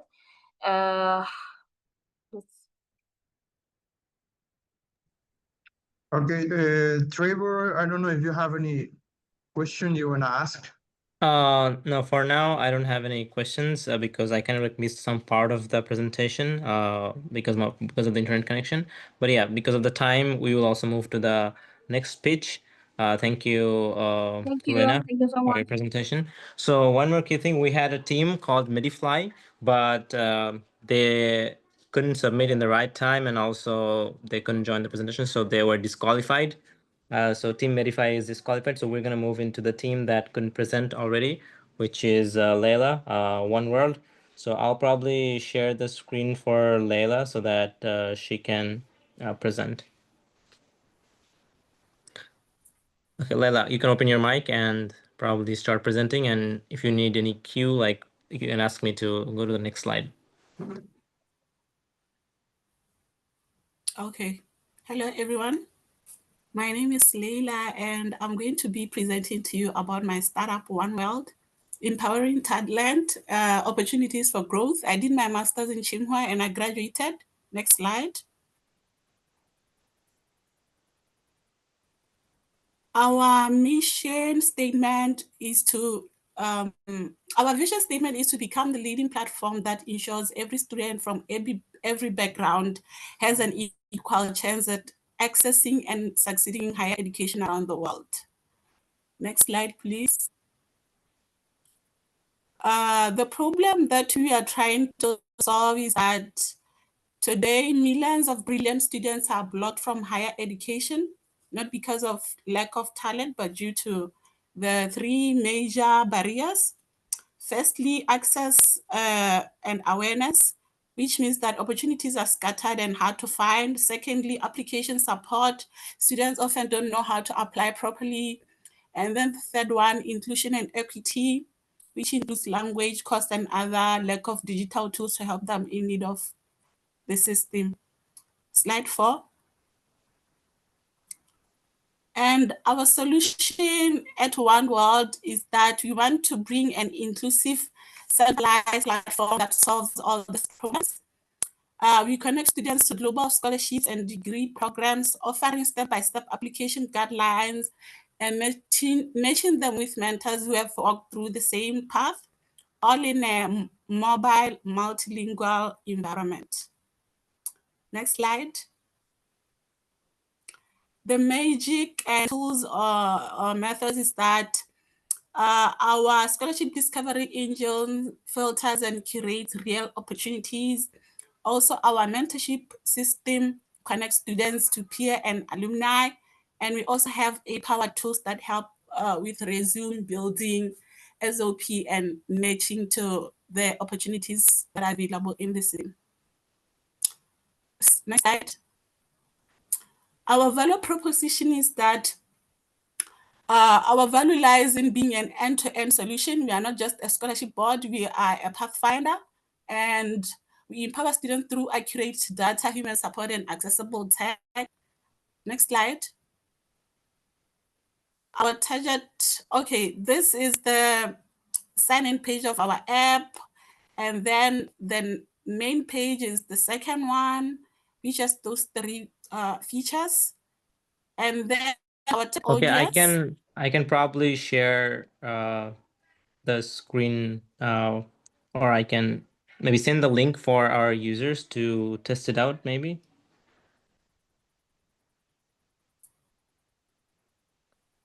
Uh,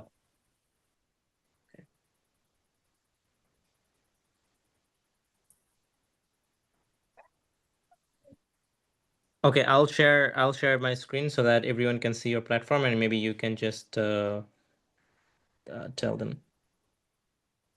Okay. Yep. Okay, so in this platform, like as it is saying, it will be an inclusive global ecosystem where one finds opportunities like scholarships, mentors, and learn to upscale. But we'll also move on to other aspects of the platform as time goes on. And it will be built for everyone and everywhere. Yeah. I don't know how to. Okay. I'll probably go to the next one so that you can. Yep. So our target audience is that it will be high school and college students, all students, including non-traditional students, first generation university applicants, and our market strategies that will recruit university students ambassadors, use WhatsApp and SMS campaigns, partner with schools, etc., as well as engage in social media reels. But then also I already have a company that has marketed itself well enough in Botswana, which has already been doing this thing. So we just wanted to move it to a web. So competitive analysis is it can be agents, consultants, scholarship boards, but then for us, our what is it called? Our competitive advantage will be to include multilingual options designed to serve places where internet is slow and where data is expensive. And we also built for trust, scale, and impact. Last slide. We will use a freemium model where students can access basic features for free, while paid users get extra help, mentorship, and premium tools. That's all.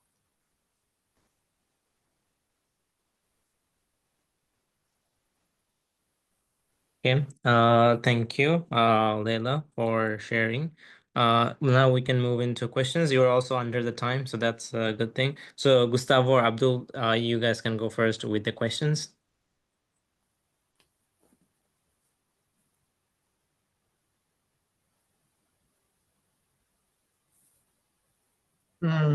Instead of a question, I'll just one suggestion.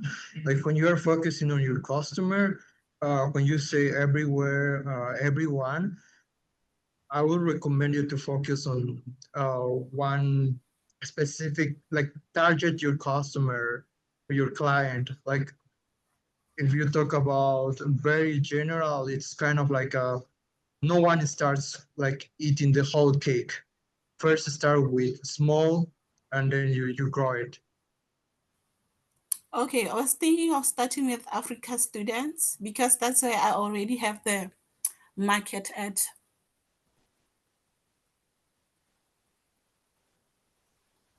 Okay. Yeah, that's that sounds more realistic. Thank you. Yeah. Okay. I have a question for you as well, Leila. So you mentioned about providing like scholarships to African students, which is I think is a good market as well.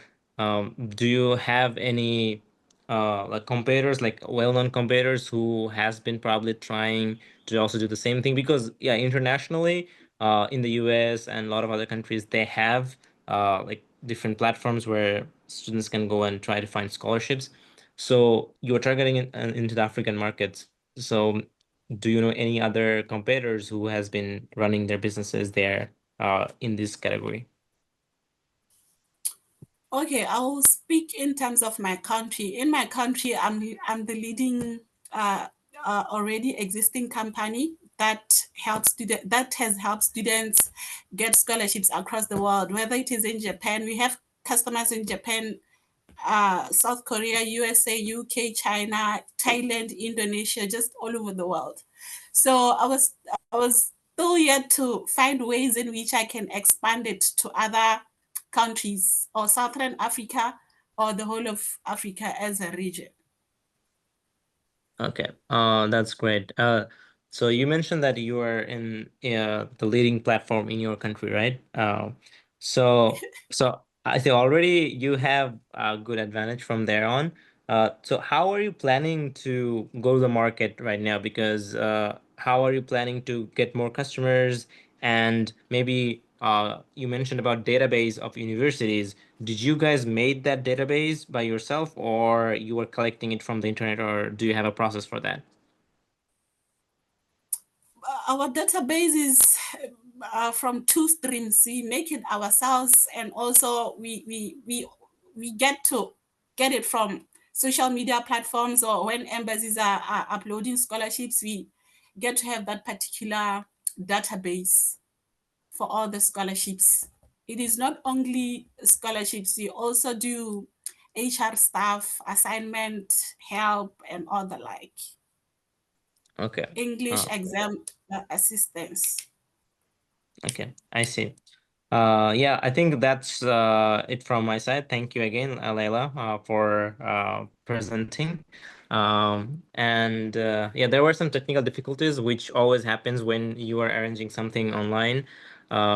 So one more thing now I'd like to mention, as we have kind of came to the end of our whole session today, it has been an amazing ride for this past 2 days, Saturday and including today.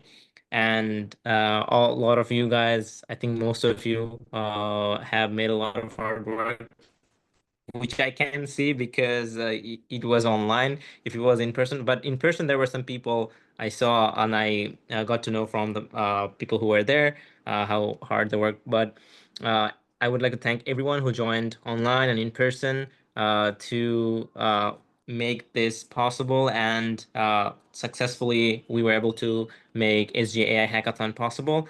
And also, as I mentioned, we are going to need some time to process the result for all of you, because we will be sending this recording to some of our other judges. And then based on some criterias, we're going to let everyone know tomorrow of what's the result because of the difference of the time zone. And I hope all of you guys keep an eye on the group chat, SGA Hackathon group chat, and we're going to be sharing there. And hopefully, we're gonna get some amazing outcomes. And I hope the teams who have made this possible within 1 day, this is already truly amazing. Some of you already have some progress. I have some clients, and some of you turned your idea into this project, and some of you are already launched today, especially like Hello German. So it's amazing to see that when some of you guys at first joined with just an idea, and now you're turning it into real project. And I hope this hackathon, especially people who joined out of this cohort who joined, I hope this is not gonna end here. Even if you build a project, it's not that mature yet, because it shouldn't be. Within 24 hours, you can build a lot of things. But with the AI technology and everything, you were able to build that and present it to the audiences, which is already tough. And I appreciate that for all of you guys. And my hope would be, no matter what you do in future, just try to stick to this idea or any other idea that you want to pursue, and try to go to the market and try it by yourself. Don't just stop it here in this hackathon. Like, I've tried to build something in hackathon, but maybe I didn't win this prize, or maybe I couldn't be at the top. That shouldn't stop you. Just move forward, keep developing. If you don't have a co-founder, just go by yourself. If you can find one, that's also good. So yeah, try to utilize as many tools as possible in this current world. A lot of new tools are coming in every day. Make the best use of it, and don't try try to put any barrier in front of that journey. Don't just say, okay, I'm not a technical person, I can't do that. I don't know anything about finance, I can do that. You can do everything. Just focus on one single task at a time, and then move forward. And SGA will always be there. If you need any help, you can always reach out to us by email, startupacademy@gmail.com. And also, you can visit our website, and hopefully in the future, we'll be able to present more and more opportunities for more people, especially international students who are in China, and hopefully together we can create some amazing startups in the day ahead through hackathons and through a lot of other activities. And I invite you beforehand, all of you who are not part of SGA today, for our demo day, which is gonna be soon, and we're gonna also announce that into our group chat as well. You guys have the first invitation already, so we're looking forward to that. And I thank you again, all of you, for joining and making it successful. Do you guys have any comments or questions? Any of you, you can just open your mic and talk, or if you want to have any discussion or have a meet and greet with any of you, just feel free to do that, and then we can just end this session for today.